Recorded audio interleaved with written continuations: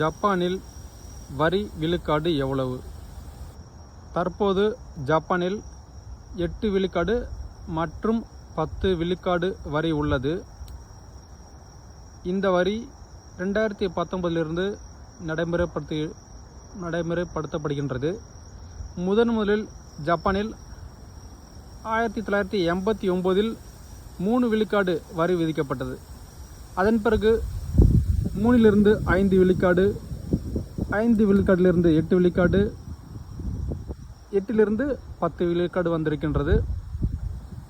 இந்த 8 விழுக்காடு என்பது நீங்கள் வாங்கும்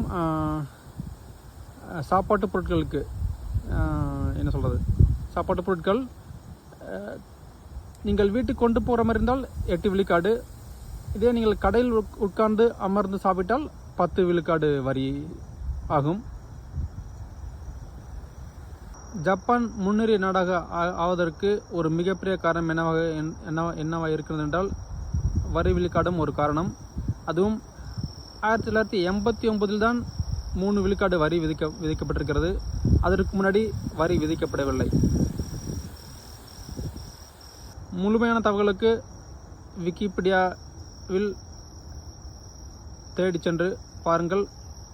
அதற்கான லிங்கை இந்த டிஸ்கிரிப்ஷனில் அனுப்புகின்றேன். நன்றி, வணக்கம்.